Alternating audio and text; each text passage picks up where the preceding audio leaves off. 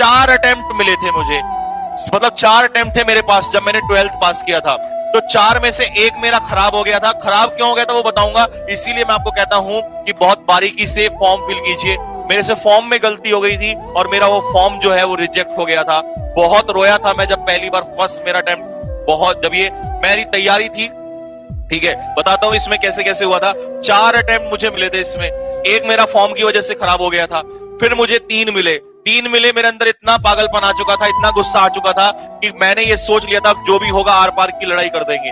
तो जब ये परेशान, क्योंकि मैं पेपर देने जाना था मुझे, और मुझे पता चला एडमिट कार्ड जब आए तो मेरा एडमिट कार्ड नहीं आया। फिर मैं यूपीएससी पहुंचा दिल्ली, यूपीएससी दिल्ली में है इसका जो वो है हेडक्वार्टर, वहां पहुंचा तो उन्होंने कहा कि बच्चों आपने कुछ ना कुछ गलती की होगी।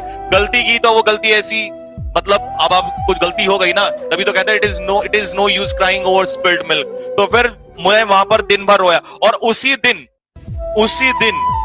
जिस दिन मेरा यूपीएससी का पेपर था, उसी दिन मर्चेंट नेवी का पेपर था एक, तो मैंने उसका भी फॉर्म फिल किया हुआ था। मर्चेंट नेवी का भी मैंने फॉर्म फिल किया हुआ था, मर्चेंट नेवी का फॉर्म भी फिल किया हुआ था। उसी दिन मेरा मर्चेंट नेवी का पेपर था।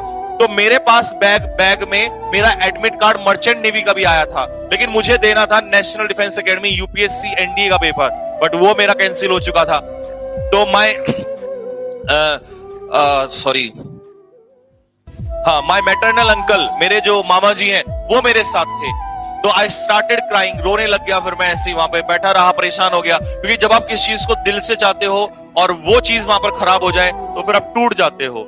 तो उन्होंने कहा कि नहीं, तू एक काम कर, ये वाला पेपर दे ले। तो मैंने कहा देखो, मुझे ज्वाइन तो करना नहीं है, इसको ज्वाइन तो मुझे इसे करना नहीं है, तो मैं दे के भी क्या करूंगा पेपर को, मेरा बिल्कुल मन भी नहीं था, मूड भी नहीं था बिल्कुल, ठीक है। तो फिर उन्होंने बहुत ज्यादा किया, फिर घर से फोन करवाया, माता जी ने बोला, सभी ने बोला कि नहीं तू नालायक है, निकम्मा है।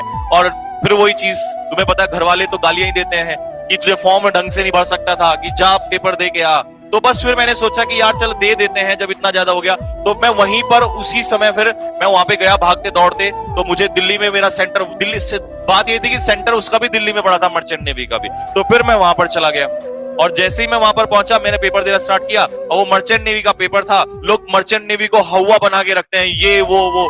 मैंने कोई मर्चेंट नेवी के लिए कुछ नहीं किया हुआ था, मेरी खुद की तैयारी थी, जो एनडीए के लिए मेरा प्रिपरेशन था।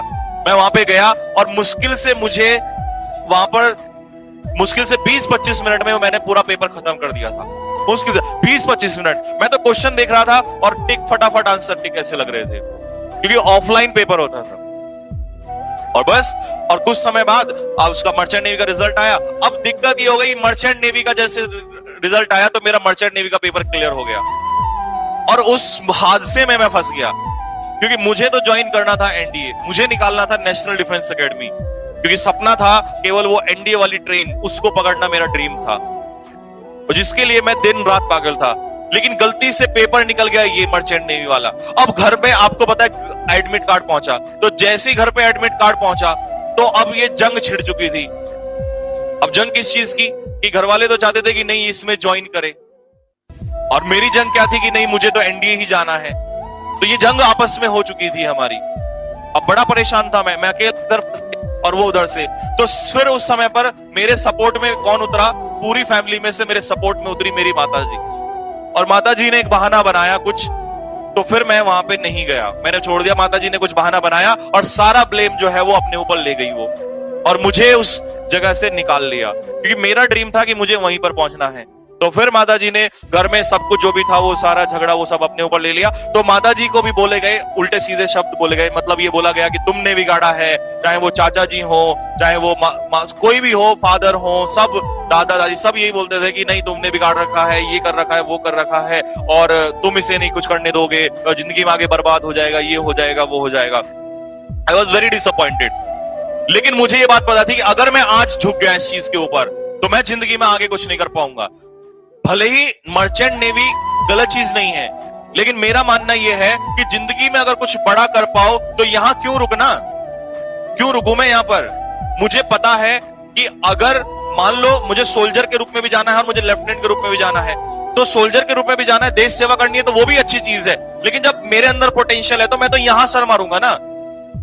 तो मेरा कहने का मतलब यह है कि काम कोई बुरा नहीं है, लेकिन जब पोटेंशियल है तो यहां टक्कर मारो ना इस चीज में।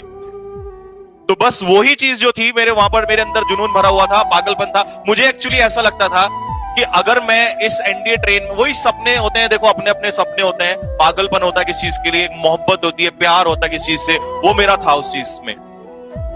सोते हुए, जागते हुए, बैठते हुए, आपको क्या क्या बताऊं, मतलब एक एक दिन की अगर स्टोरी बताऊंगा तो बहुत चीजें घटी हुई हैं, बहुत। और उसके बाद ये फिर ये 3 अटेम्प्ट, फिर एसएसबी जाना, बहुत ही कहानी है। समय मिलेगा कभी आपको बैठ के सुनाएंगे बच्चे कहानी, ठीक है।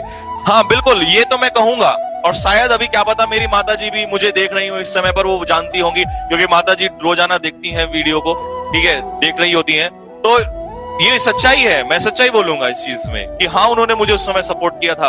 और जब मैं फिर से इसकी तैयारी करने लगा तो मेरे जो अटेम्प्ट्स हैं, मेरे जो पेपर हैं, वो जब निकले तो मैं स्क्रीन आउट भी हुआ। पहले अटेम्प्ट में तो मैं 22 SSB board Bhopal, 22 SSB board Bhopal मुझे आज भी याद है, 22 एसएसबी बोर्ड भोपाल, मैं फर्स्ट डे स्क्रीन आउट ही हो गया था।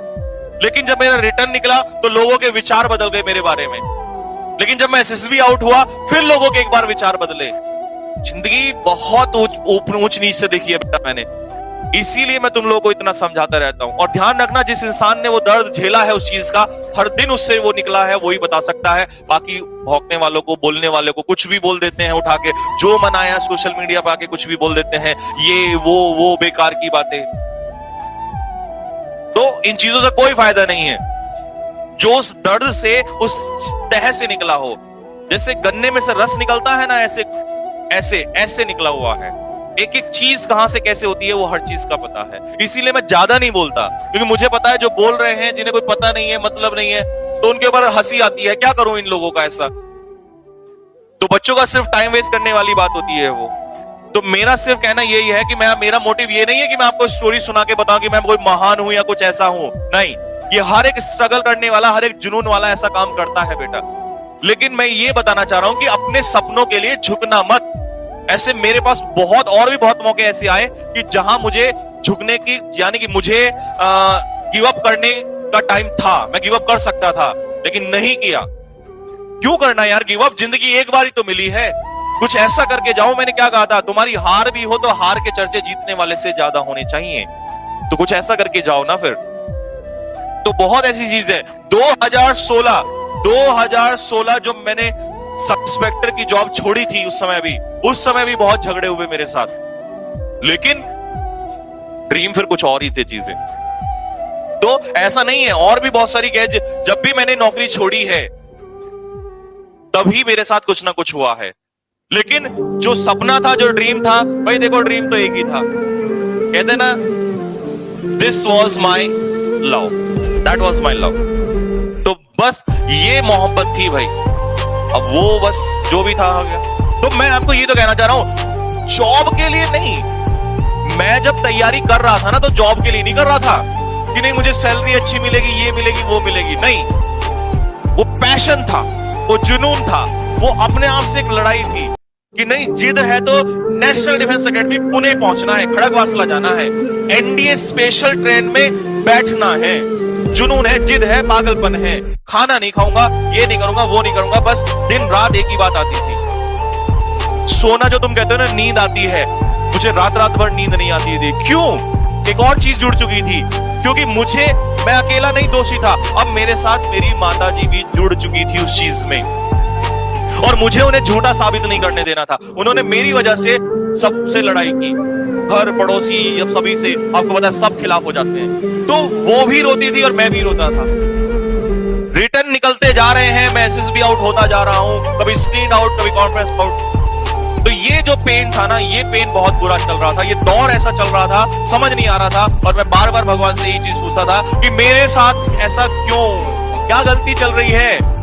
लेकिन मुझे क्या पता था कि वो मुझे कुछ और ही चीज कराना चाह रहा था। लेकिन मैं आज अफसोस नहीं करता। अगर मेरा सिलेक्शन नहीं हुआ, मुझे अफसोस नहीं है। क्यों नहीं है? बिकॉज मुझे इस बात का पता है कि मैंने उस दौरान 1% की भी कमी नहीं की मेहनत करने में। हाँ, अगर मैं कमी करता तो पूरी उम्र मुझे इस बात का दर्द रहता, लेकिन मैंने अपनी तरफ से कोई कमी नहीं की, मुझे इस बात का कोई अफसोस नहीं है। इसीलिए तो जिंदगी में जब किसी चीज को पाने की कोशिश करो तो पूरी जान पूरी ताकत लगा दो उस चीज में, क्योंकि अफसोस नहीं रहेगा। और अगर अफसोस रहा तो जिंदगी नर्क हो जाएगी, पूरी लाइफ जी नहीं पाओगे आप लोग। तो पूरी ताकत के साथ मेहनत करो उस चीज के साथ, पूरी जान लगा दो उस चीज में, एक भी मौका मत छोड़ देना। तो ये तो जर्नी अभी और खतरनाक है। कब कैसे आउट हुआ, जब मैं वापस आता था आउट होके तो कैसे जा रहे होते तो तब क्या होता था, जब लेकिन आउट होके आ रहे होते थे तो क्या। बहुत बुरा है, मेरे को बहुत कुछ याद आ जाएगा, मैं पढ़ा नहीं पाऊंगा इस चीज को, तुम छोड़ दो बस, बाद में बताऊंगा कभी मिल के ना। जब पेपर हो जाएगा एनडीए का तो शाम को बैठेंगे आराम से 2-2.5 घंटे की क्लास में, और उस दिन यही बताऊंगा आप लोगों को कैसे कैसे क्या क्या करना होता है।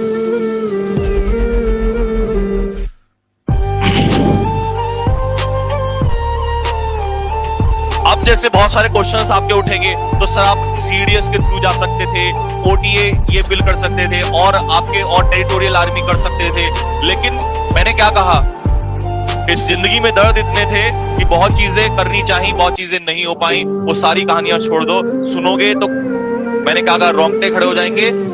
जिंदगी बहुत कुछ घुमाया है, ऐसा नहीं है। अब तुम कहोगे सर सीडीएस क्यों ज्वाइन नहीं किया, तो ऐसा नहीं है कि सीडीएस को ट्राई नहीं किया। लेकिन मैं क्या कह रहा हूं, सारी बात अभी सुनोगे तो आगे की जर्नी बहुत लंबी है, परेशान हो जाओगे, पढ़ नहीं पाओगे, ठीक है। इसीलिए अभी के लिए इतना ही मोटिवेशन रखो, आगे फिर आपको बताऊंगा कितने दिन। मैंने कहा आराम से बैठेंगे तो आपके जवाब भी दे पाऊंगा मैं, तब हम इंटरेक्शन करेंगे कि कैसे चीजों को मैनेज किया था।